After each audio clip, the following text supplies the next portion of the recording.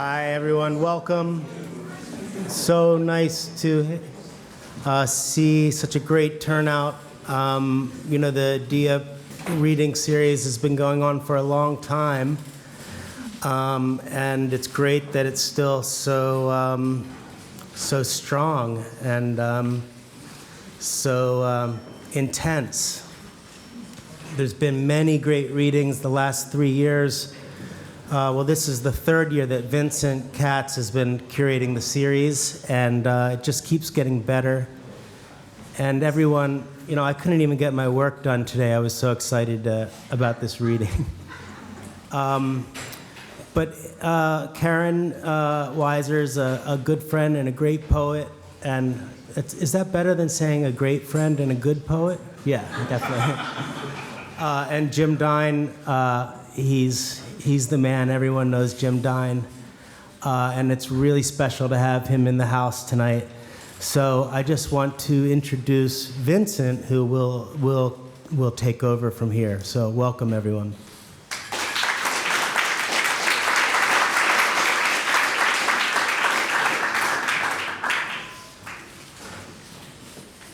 Thank you, Jeremy, and thank you all for coming. Can you hear me okay in the back? All right.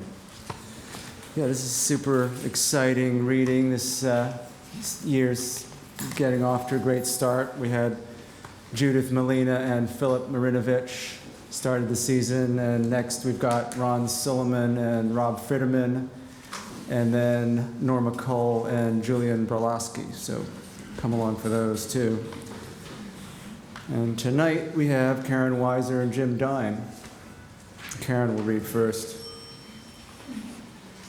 Karen Weiser was born in Nyack, New York in August 1975. It's a little bell sound. She has an MFA from the New School and a PhD from CUNY's Graduate Center.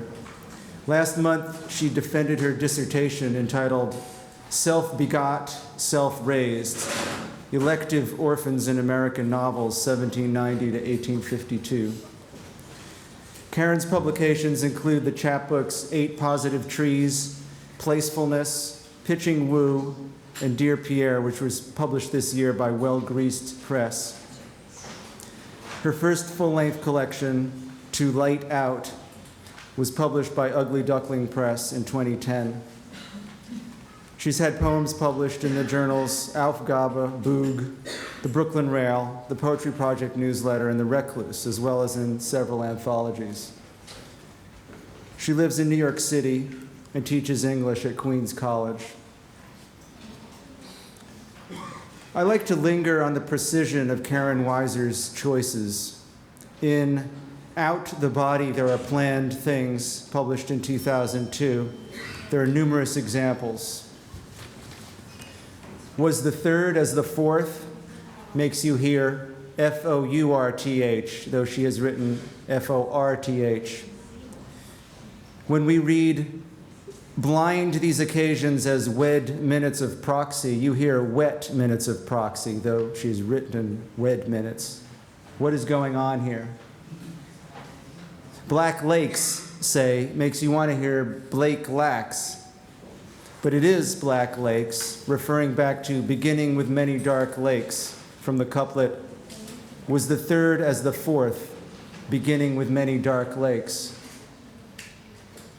So she is shifting consciousness in these poems in language that flows together so smoothly you might not notice the harsh shifts in syntax and sense she enacts. The same is true of the title of her collection, To Light Out, as well as the poems inside. Here, though, her poetry has picked up steam, and the varying sizes of poems are geared towards specific effects. Her cuts and swerves, at first off-putting, gradually become understood, and then we jump inside a new language, Karen Weiser's language. It all suddenly makes jarring sense, not one we could simplify or synopsize. A theorem fades forward into the room from Weiser's poem, To Touch Inhabited Creatures, seems strange, as something fading is usually going away. But here the thing is fading forward, and the thing in question is not tangible, but an idea. Just as we have mastered this way of Weiser's of thinking and writing, she is already moving on.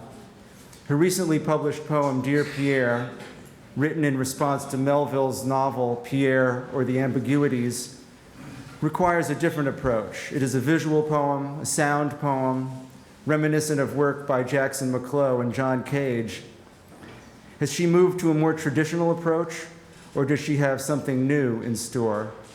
Let's see and hear. Please welcome Karen Weiser.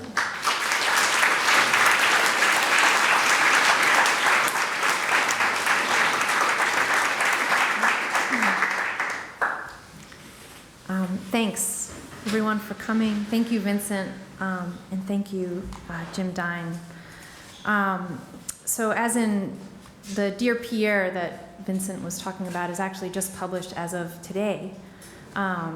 So brand new, and it's an envelope it's a letter. But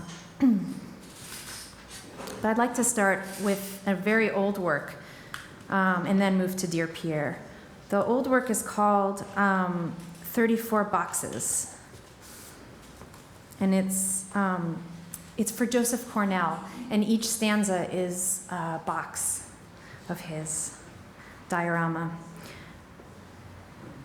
These objects for taking into the mouth are broken, are nailed shut, divided with pleasant tasting paint and impotence.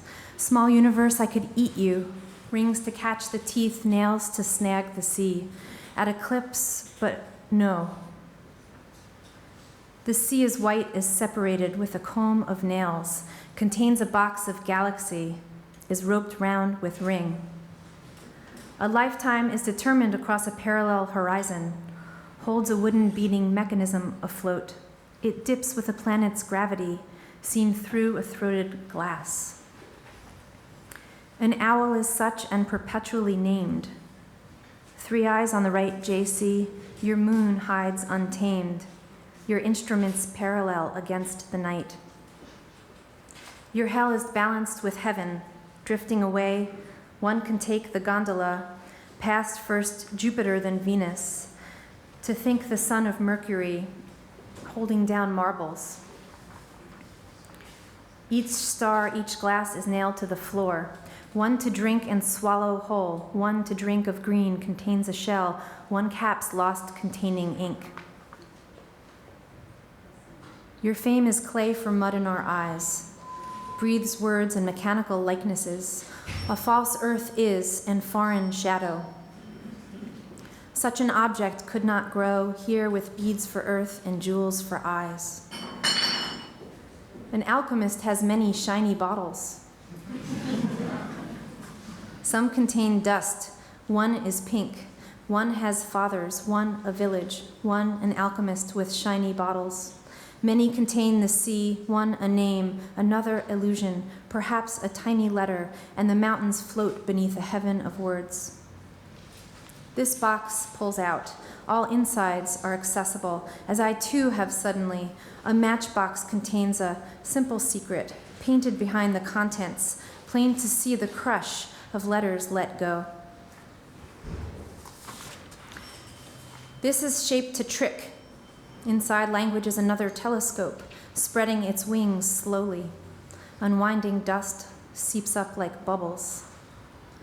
20 suns point in 20 directions, each a secret compass, each with the same sum of arms. Your Solomon Islands, too many to count. Each boy is longer than he is wide. They have the same color and face, all face front with shaded eyes. The building contains 25 windows with 25 boys. Each has a mouth to kiss behind glass. In miniature, she is more herself, small enough to place her likeness and location in a tiny drawer, with holes cut through for breathing room. Her eyes are hidden behind a cross. She is near a citadel and diagram of rooms, an adulterer between mirrors. Her hands would be too large, captured there. her red-hot hell apparent anyway. How many birds are between the sun and the sun diagrammed? Nests lie behind entrances we soon forget, never enter. They float with eyes between circles large and flat. A bird is within the window, silent as a mirror. An angel is such amid many columns. Are all angels small as that? An angel is one of many particles the hand could touch, if not for layers of seeming solid, most quiet when easily overlooked. He makes a peninsula for you, Emily. The time a cage with doors that point out. Your world contains one wish for trapped in the wide blue, nailed to sky. The paint is cracked by the hotel room window. Night maintains its stars and false light defies it. One can only voyage under this gaudy sun with roses in skirts and Netherlands stamps. Playing flower girl with the morning birds, the sea is a tempting line of blue, the sun a pink hoop twisting thrice. You have let the grotesque cat buy the little fish with wings for dinner, a souvenir. Building homes for dolls makes burial easier. This box is a coffin and a slate gray tomb for eyelash Bessie. The heat is trapped within an orange-lit forest, perched in radiating air. The sky is heavy. Trees live in this castle, and a bird is queen inside it, with a velvet blue courtyard with velvet blue windows, no privacy. I broke a glass world today. This one has a permanent cold. Inside is air you breathed, trapped and hung for view, keeping perpetually snow. Okay, so apparently there's a rumor that Jeremy started that I was going to play the cello or perhaps the bass. I can do no such thing. But I will be,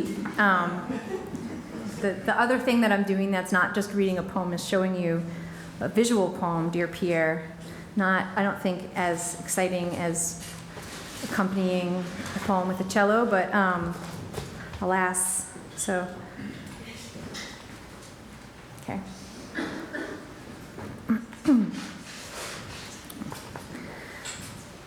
So I just want to say about this poem, Dear Pierre, that it is coming out of a manuscript that's in conversation with Herman Melville's Pierre or the Ambiguities from 1852, and that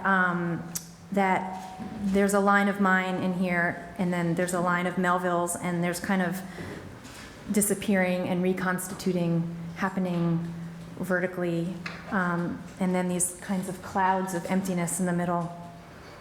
I was 18 when my parents died in a plane crash. The decade after that is bare.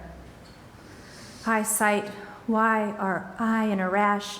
That, I sit, where I in a shh.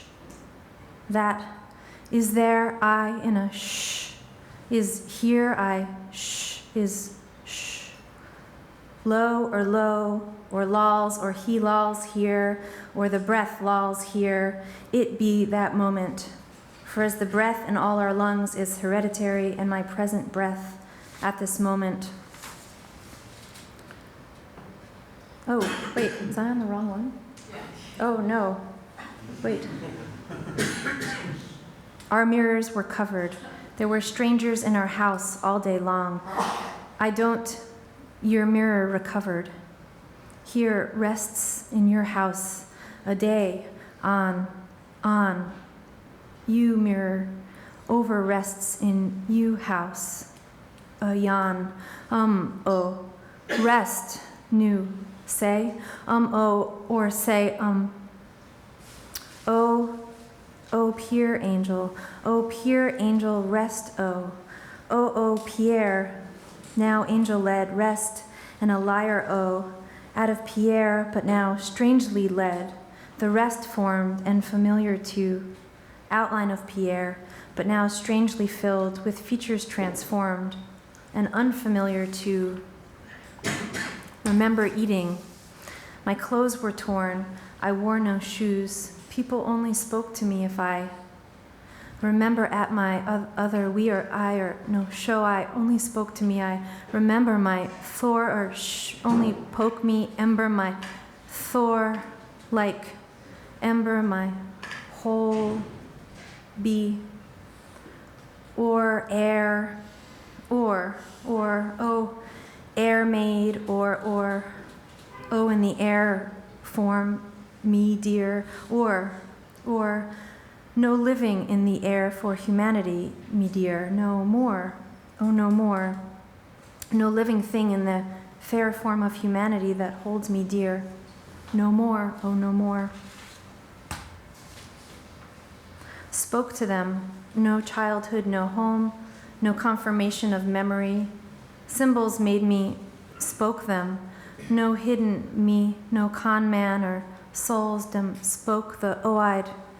No on an or oh dem okay he oh no oh road oh he oh no oh wound elf swoon at anguish self swoon hat anguish head to itself be swoon coil that anguish had shed him to itself on the beach his swoon recoil of that anguish which had dashed him out of itself upon the beach of his swoon.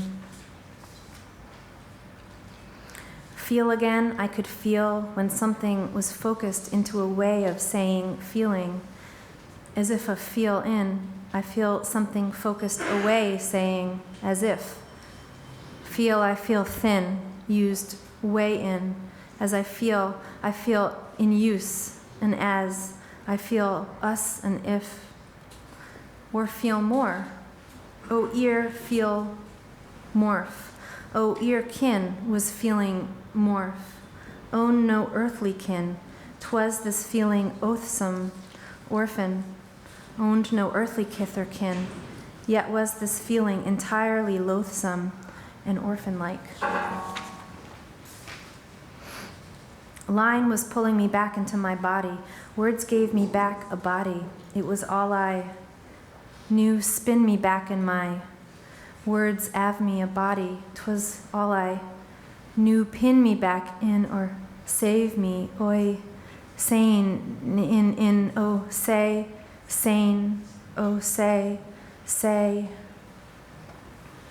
Here I cave, here how I cave, there, the low river, the cave, are ether led, and the lowing river, the cave of careless whither, be led, lest here I land, the flowing river in the cave of man, careless whether I be led, reckless where I land.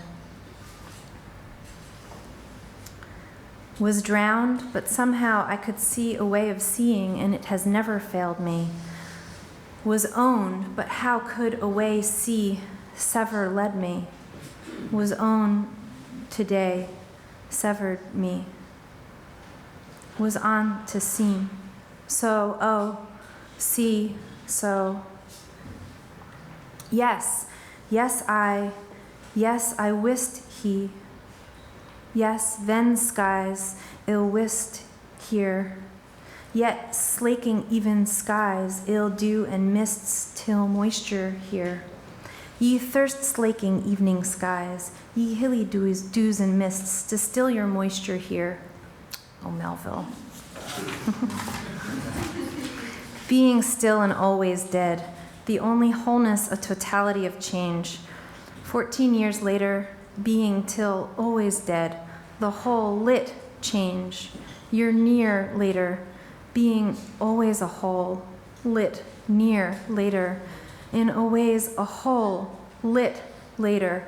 I was lit, I feel, here I feel, if here peace vies to feel frank, if that there peace divides one day, feel frank. I feel that there can be no peace in individualness. I hope one day to feel myself drank up. Held her tremblingly. She bent over toward him. His mouth wet her ear. He whispered it. Trembling, she bent toward him. his ether ear whispered. Embling Hebe, his ether ear whispered. Bling, Hebe, her wisp. Ling be her wisp. In her wisp is, I'd on you, I bid on you, liar. I bid lines on you, liar. I gave birdly wholeness, a total angel, you liar. I gave birth, and the only wholeness was a totality of change, while hugely pregnant for being not so much the portal as part of the temporary scaffold to the portal of this new being. Oh, so much the port, apart, the temporary scaffold of this being, part temporary fold, or this being, may this being, may be. So home, so hems home. Did I forget to move it? Where am I? Another one. Oh, I'm sorry. I'm not very technically proficient. I'm at the bottom. So tear hems, so tear laying hems, so home. The second wet ear playing hems, host home, while the second time I went to hear a quartet playing the music Shostakovich composed while whence flow the panegyrical melodies that precede the march of these heroes. From hence lyrical modes precede the arch of Eros. Hence lyric odes seed archers. Hence lyrics ache. Lyrics ache. Say, oh falls, oh then falls, oh move, then fail sound. All was close, dying, moved the brink, fail the sound.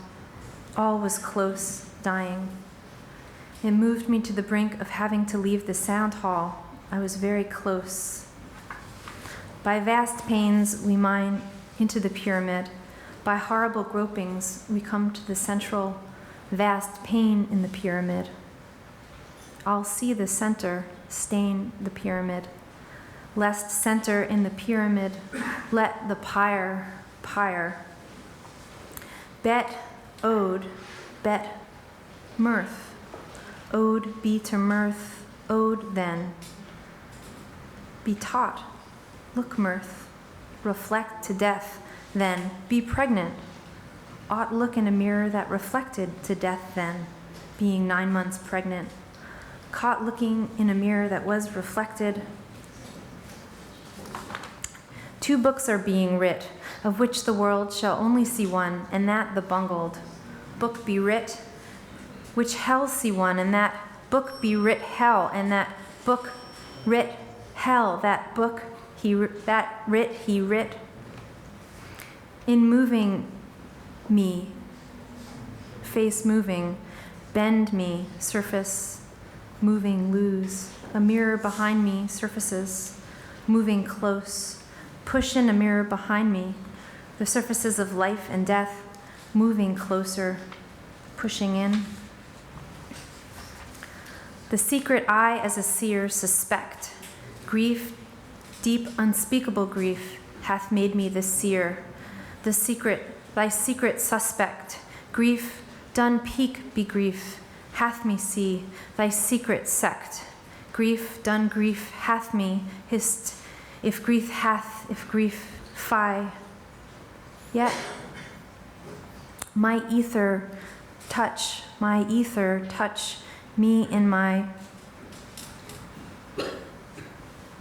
one there rent. Dive, touch me maybe on the other side, rent, divide my, or touching me and my baby on the other side of the parent and child divide my. Sir, you are a swindler. Upon the pretense of writing a popular novel for us, you have. Sir, you are a wind. Upon the tense polar verse, you wind the tense polar. Own the soul, one.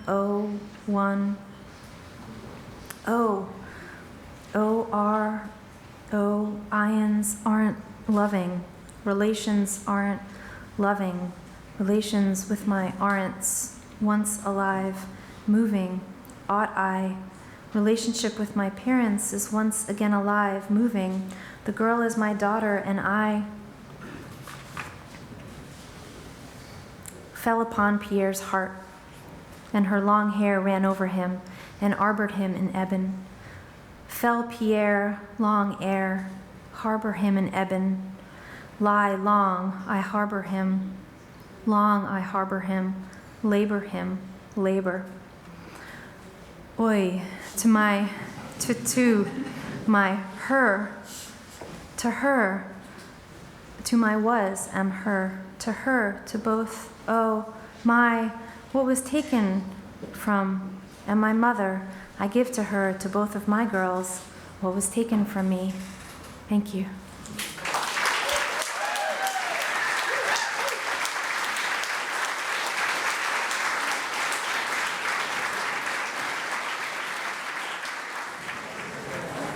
We are going to get going with the second half of tonight's performance, which is Jim Dine, who will be joined by Mark Martyr.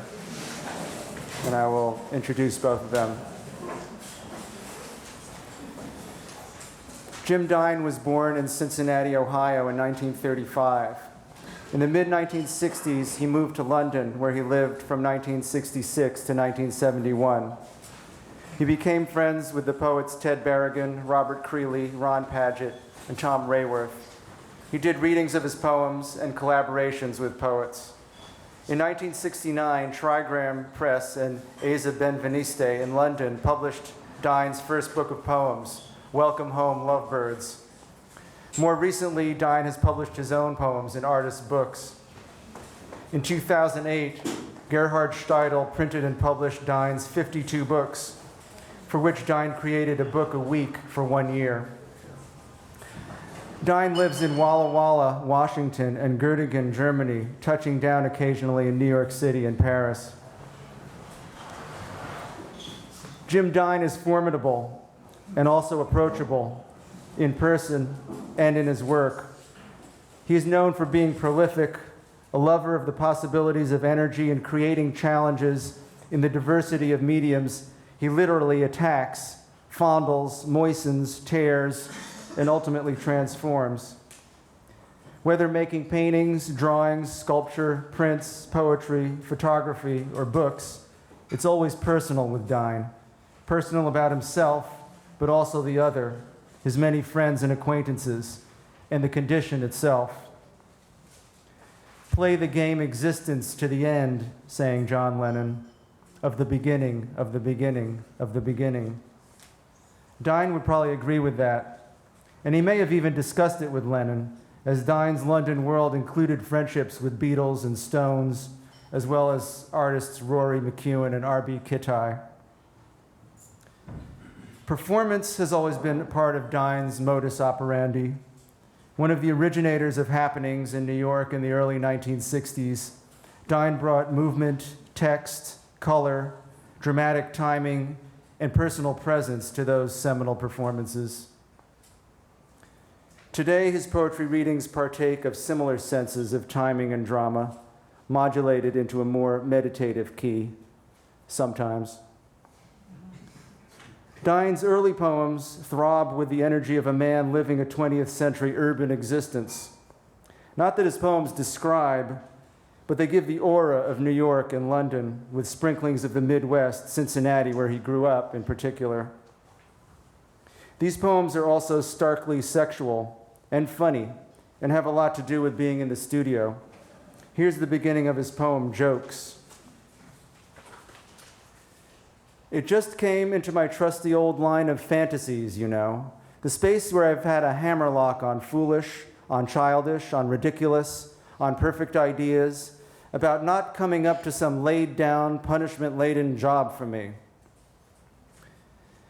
Leaving that fertile poetry, art, music incubator that was London, Dine moved to Putney, Vermont, moving into other modes of expression, drawing in particular, and he stopped writing poetry from about 1971 to 1991. Drawn to it again in the early 90s, Dine seemed to be discovering new horizons with poetry leading the way. He began making photographs for the first time in 1994, and soon after that began photographing his poems, sometimes in elaborate, layered setups. Dine's later poems are culled from his own photo works, artist books, and numerous manuscripts, sometimes written in script on large sheets of paper tacked to his studio walls. The poems themselves present a direct consciousness of time's passage and loss, but they also find themselves afloat on the same sea of love, emotion, and alcohol that gave life to the early work. The poem Memory, published in the artist's book Cali, 1999, is in 2 columns. The right-hand column reads, "Alcohol, lover, sits right in front of my brain, so don't in the middle fuck of my forehead with gray, my index finger paints it. Tonight, vodka electric." Tonight, Jim Dine will read and will be joined by bassist Mark Martyr. Mark Martyr studied bass with Alvin Brame in the first graduating class at Purchase College, SUNY, and began playing professionally with 3 seasons at the Marlborough Festival in Vermont, the Casals Festival Orchestra in Mexico City, and as principal with the Mostly Mozart Festival Orchestra in New York. After moving to Paris in 1978 to become soloist with Pierre Boulez's Ensemble Intercontemporain, he then played with the French National Orchestra under Leonard Bernstein and taught at the National Conservatory in Lyon. While performing contemporary and classical chamber music during this time, Martyr also began composing for live performance and film. In 1991, he won the Deutsches Schallplatten Prize for his score for Charles Lane's silent feature Sidewalk Stories.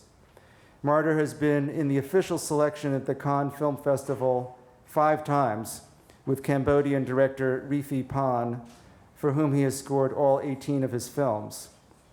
This October, his score for Yesim Ustaoglu's film Araf, Somewhere in Between, premiered at the New York Film Festival at Lincoln Center. Please welcome Jim Dine, who will be joined by Mark Martyr.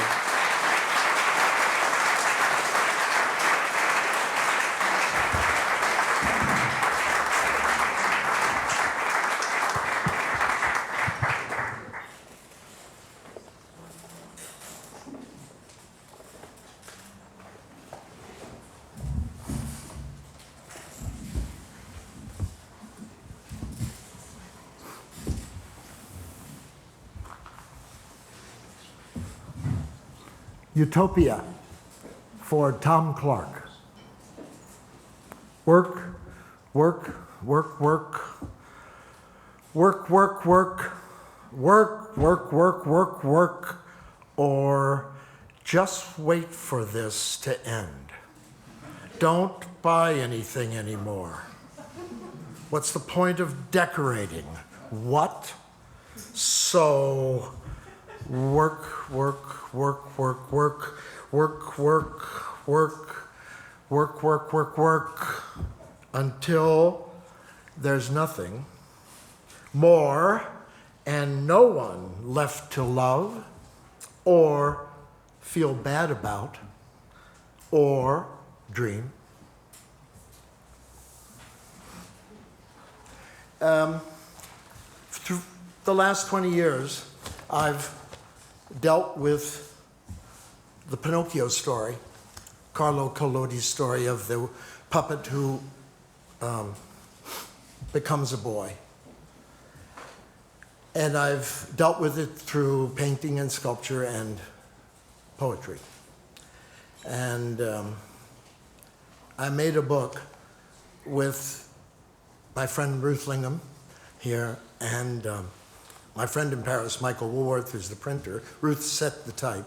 And this book is called The Donkey on the Sea Before Us. It's a poem that you could read any kind of way. I mean, keep on going, go around. And this isn't all of it. It's just, these are a few of the stanzas. And I read it for you now. Donkey on the Sea Before Us. Poor donkey, mama knows nothing going ashore. The mountain as a dogfish, Great news, fairy. My feet have wings. The field of miracles, my ridiculous nose. I love you, good fairy. The spot in front of your nose, really a field of miracles. Coughs up, weeping. The headache memory. Great age, our wish. A boiling saucepan, the crime of memoir. Wisdom on the trash heap. We lie in thorns on the Rue Saint-Honoré. Yellow paint makes my shirt. A red nose makes the rice quiet. Or is it on the Rue de Verneuil?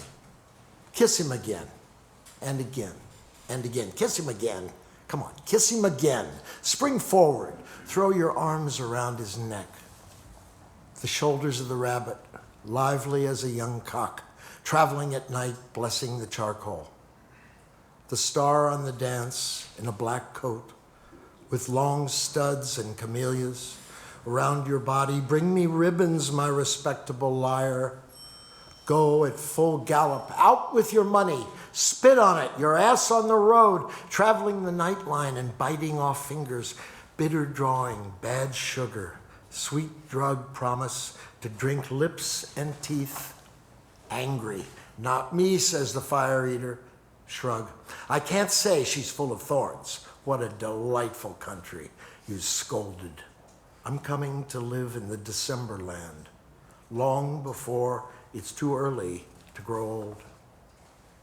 Come from under your bed and rush to the burning embers to find the truth about thunder and your dad.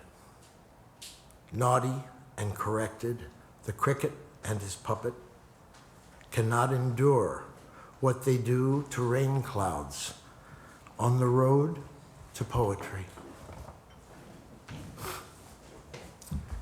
This poem is called, sometimes I have kind of a mess, so this one I have to read this way. Diana and the Bartok poem. I have an appetite for painting. As of this morning, I have an appetite for painting that precedes your great years. Good morning again. My hunger for oil and water.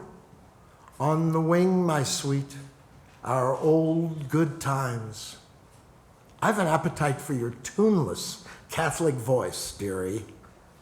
Why not sing while we think of white lead leading to umber, then blue, black bone?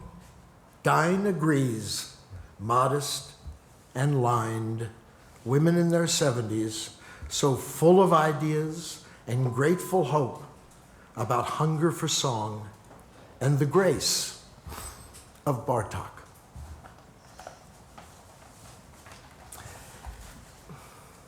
This poem is about my life in London in the 60s. I lived there from 66 to 71 full time. And I had a really good time. Part of the good time I had with Karen's father-in-law.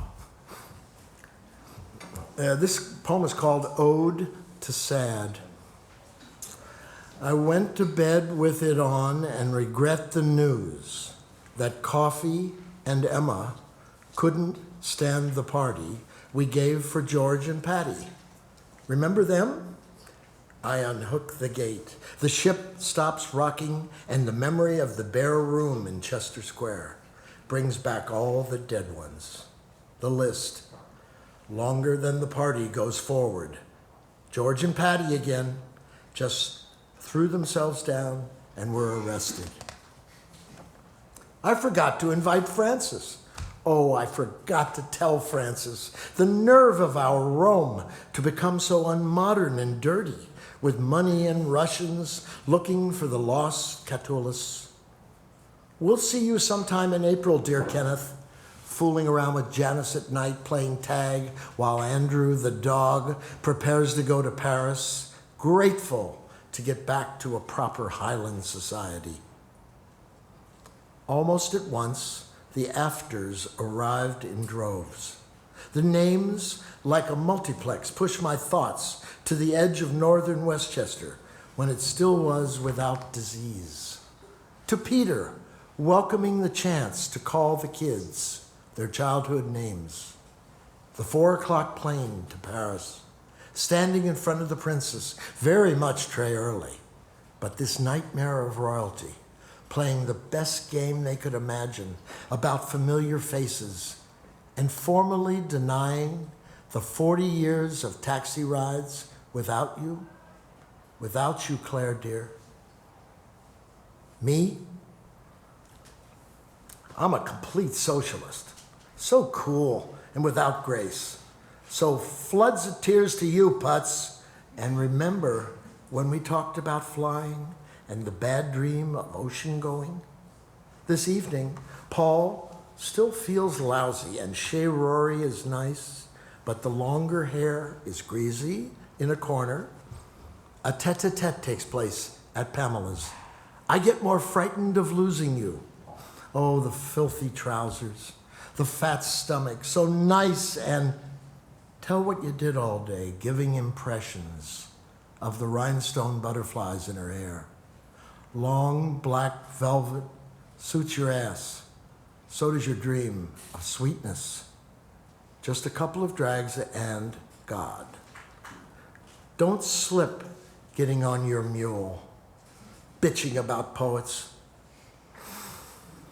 How lonely we were then. Before I read the long poem with Mark,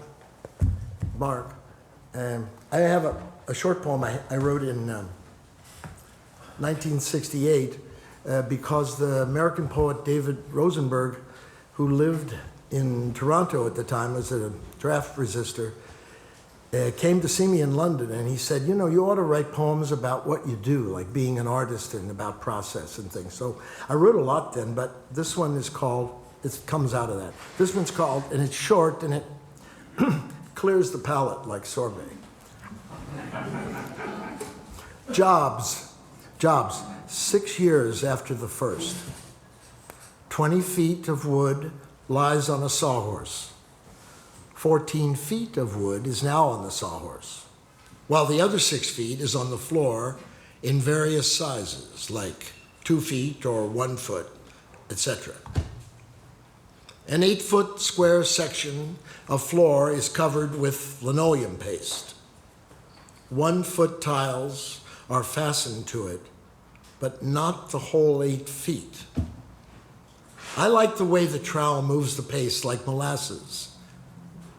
50 feet of 1/4 inch black wire with 2 light bulbs is attached to the top of the wall and hangs down and makes a pile on the floor. Plug it in. A 12-foot by 5-foot wallboard is painted with flat peach-colored paint all over with a roller. Fittings on galvanized pipe are put together, making nothing real but a selection of pipe fittings put together.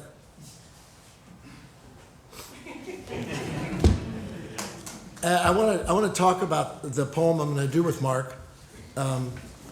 It comes out of I was invited 4 years ago now, by the Getty Museum in Malibu in California to react to a sculpture, to a piece in the collection of the antiquities, and then to make a installation related to it. So they gave me a big room, and I worked on it for about a year before we got it together, and it included some big sculptures, wood sculptures, and also a big head. And the piece I chose to react to it's a beautiful thing it's from Sicily, but it's Greek, and it's terracotta, and it's half life size, and it's the poet Orpheus and 2 sirens behind him.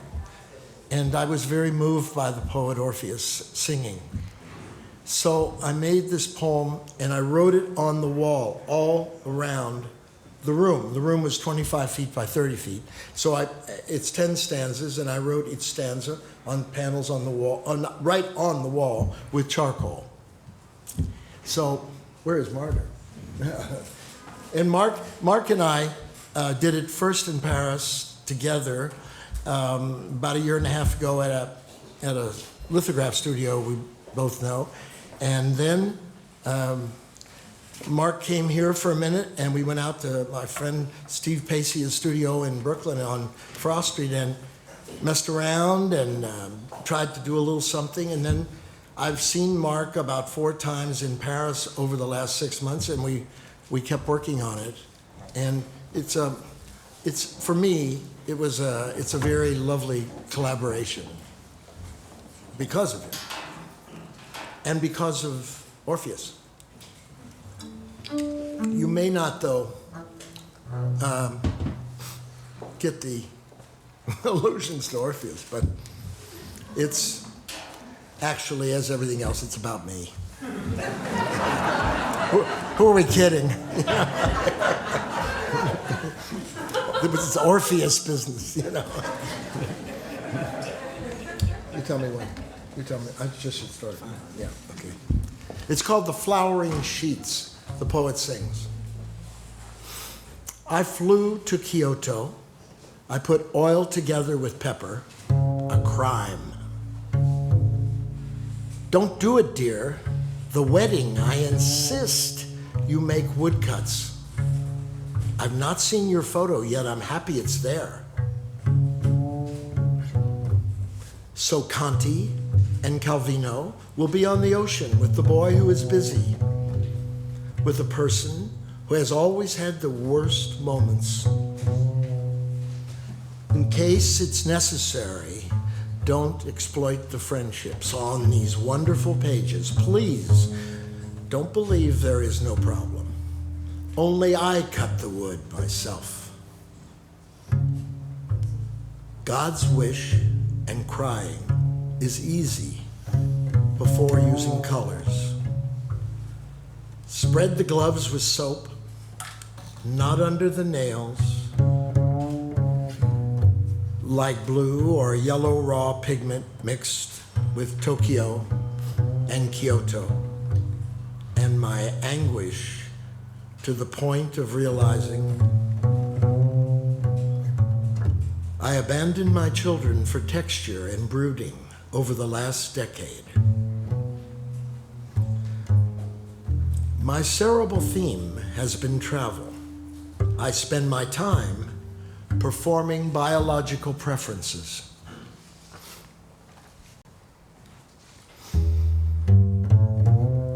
Because it creases so easily, they tore it down. Jim only had a short while to achieve disorder amongst the paper. A smaller format to push this time. What's the size of yourself? What's the trap in the question? What's the point of saying you can do it?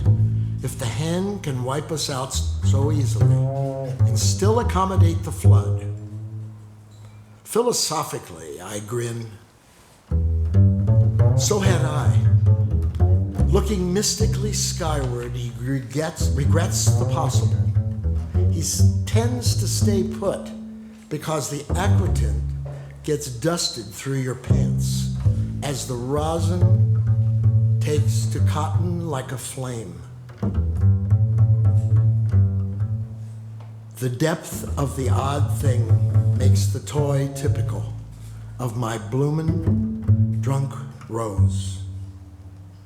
I deserve respect on the grounds that at a bare minimum, the veteran who repeatedly turned a trick is searching for a larger radiance. My awesome power lies beneath the cuteness of geometry. The skeleton of time reveals just how metaphysical a crossroad can be. Instead of foil, there is an abstract career.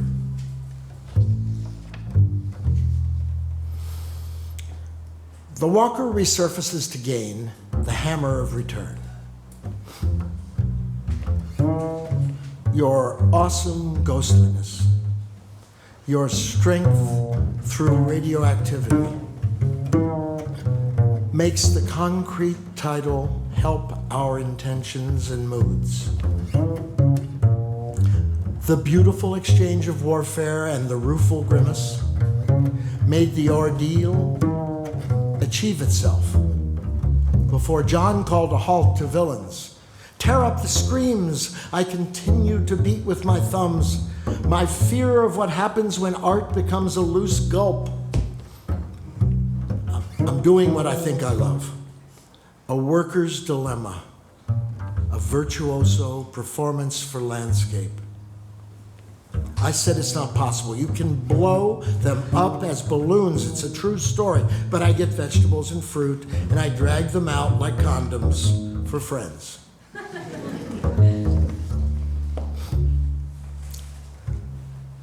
Caught at the crossroad of psychology, Creeley and Dine regret the long time running. We wish for connections at the point of cipher. Near zero, okay? The increasing nuclear war between our toes, the petals of rain on the hard crust of day-old memories. Here comes the pathos, the tears that make us stay with pure black. Golem, the guest percussionist tonight, resurfaces in the ghost of Franz Klein. Myself, I'm a firm member of American colonial power, a long tradition that will kill. We already know this. Confront our gossamer power with identity as the main theme. The Republic has removed me from the photograph. I was the model in the window all these years at the gate. When did I ask in a drunken haze, begin old age instruction? All in generally good condition. We're busy these days. And at night, we apologize and say, please come to Paris again. Please don't be unfortunate. Please get in touch soon. Like last night, Demetrio called Sarah Recordati. Have a sambuco.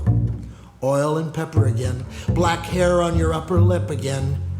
For 2 years, I'm in the bronze foundries, casting and chasing all the incidental paint strokes accumulated like a pot on a stove a long, long time ago. I loved it.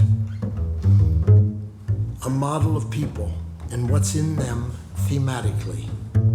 My Republic's body leaving behind a core of ironies. Living in our youth, a time of status quo and fear of what you do to increase productivity. You inspire me to go against him.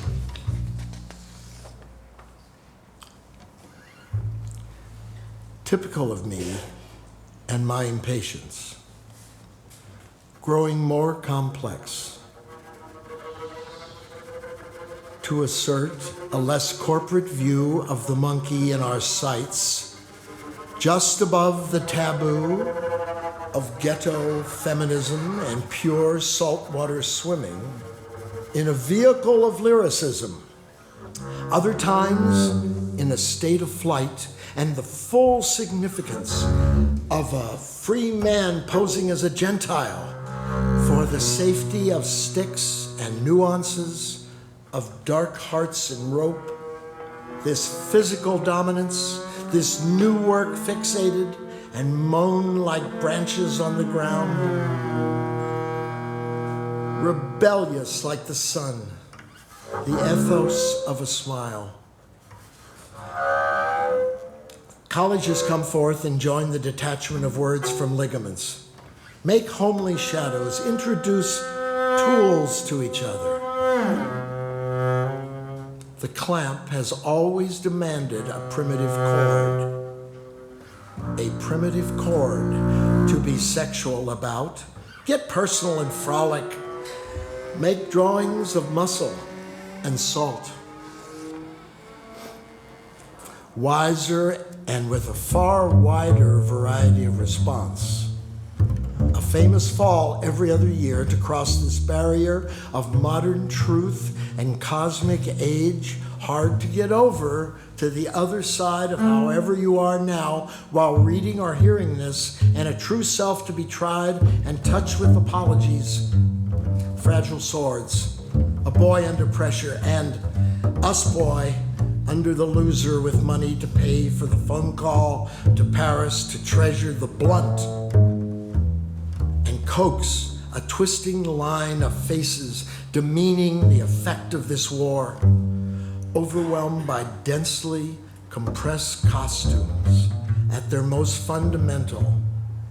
The society is but a corrupt Pontius Pilate, and I yawn along with late friends who exemplify the fastidious. Frontier whiskey, come coax another twisting line on Yakima Street. I treasure the burnt and famous, blowing apocalyptic lithographs onto a yet to be tasted killing field. Dear D, I used to love cowboy movies. I always wanted to write immediately vis-a-vis the garlic, oil, and pepper. On the other hand, sometimes when I'm in Italy, she reads A Tale a Night. Europe and Asia don't want to give up the cousins again. Two bodies, a penis entering a vagina. Number one, I need more information. Number two, I need to be paid in kind. Three, not like a farmer, but as an aphrodisiac. My sagging neck calls to be airbrushed. I may have the same passport, but I'm not interested in the misunderstood brotherhood of dreamers. Now we get to Orpheus. Once brightly painted, I am an Italian southern singer and prophet, listening to the left of my companions, lured by sailors dressed as singing beauties. Seat the string player, despair at his open mouth, along with the beautiful hands of the sirens. My Eastern way of dressing seems to protect a sense of the dead. A mortal man and murderer standing on each of our outstretched arms, emoting the loss of childhood and trying to become the promise of life as a group of heroes. Enraptured and drawn, the voices of the women gasp and murmur sacred mysteries about each other. We thought of you, and a child in winter sings.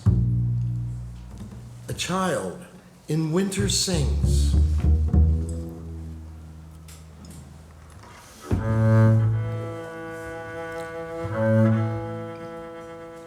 The Republic, your newest work.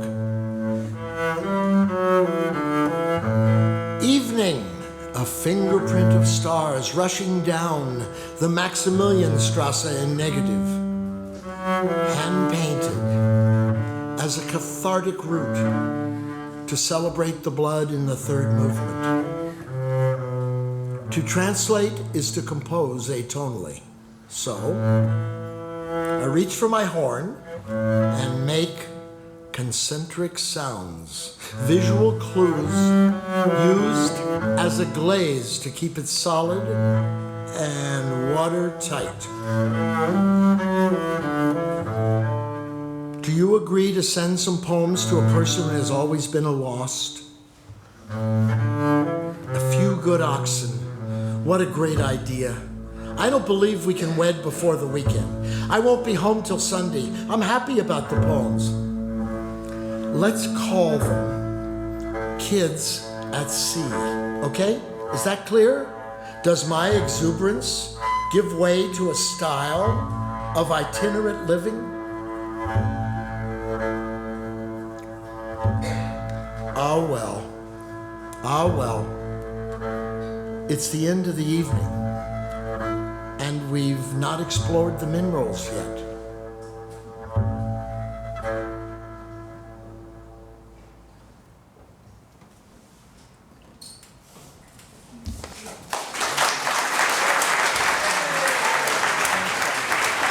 Thank you, Mark. Thank you, Mark.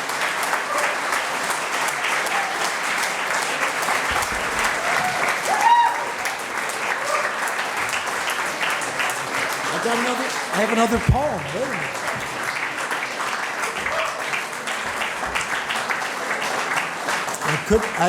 I couldn't have done it without Martyr. It was really beautiful. Thanks. I got one more poem. Sorry, but there's one more. This is it. It's called. This poem is called "A Pastoral Poem of Revenge," and I'd like to give you the definition of revenge: to exact punishment or expiation on behalf of, or retaliation for injuries or wrongs, which I hope succeeds.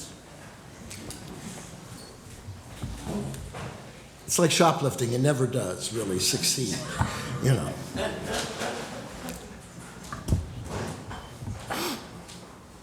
All Hallows Eve, sword and a pistol in my pocket. Glory to God.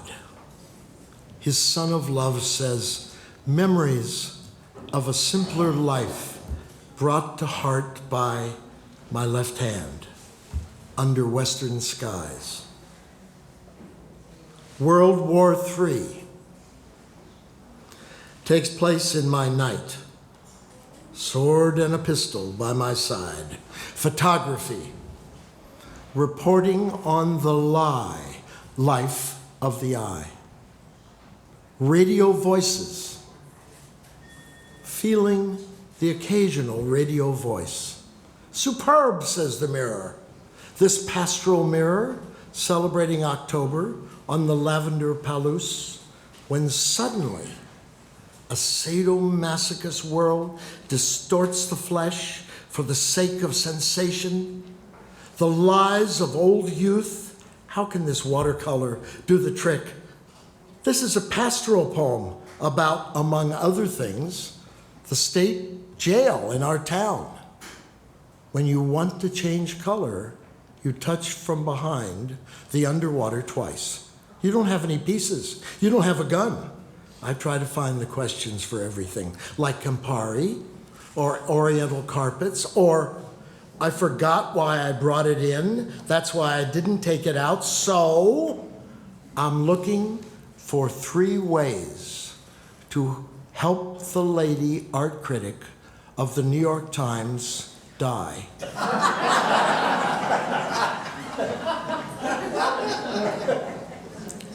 OJ, maybe I could get him to stab her.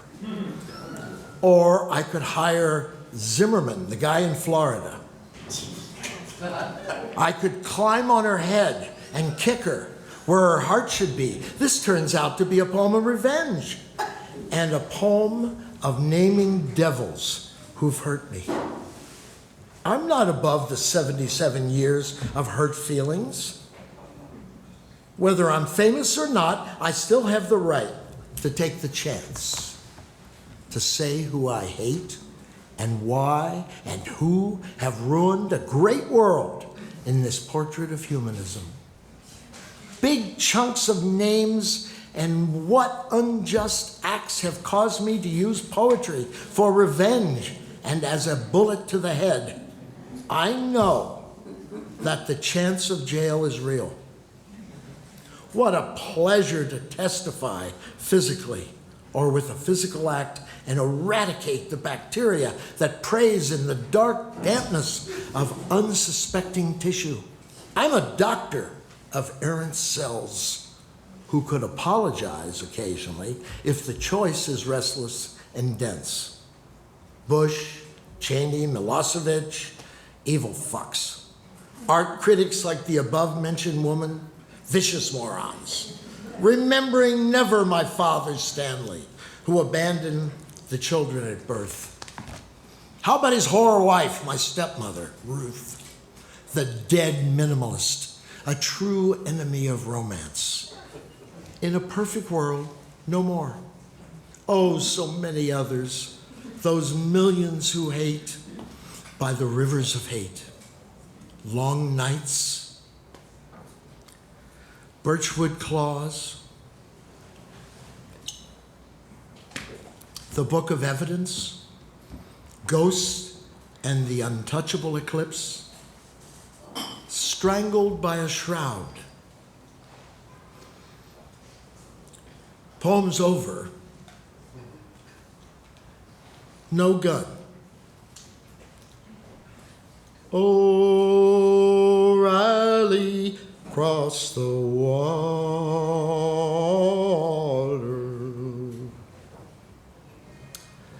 O'Reilly crossed the water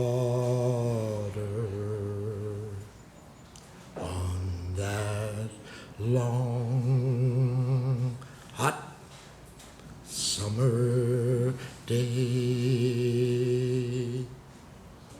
O'Reilly, he is gone.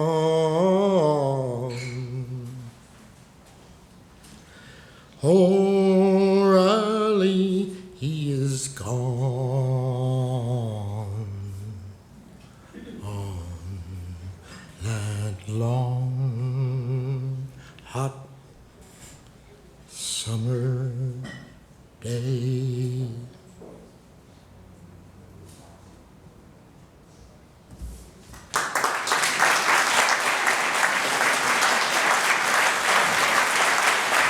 Thanks a lot. Thanks a lot.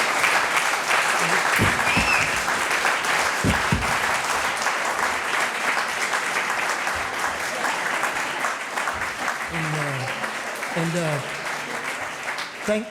thanks to Vincent for inviting me.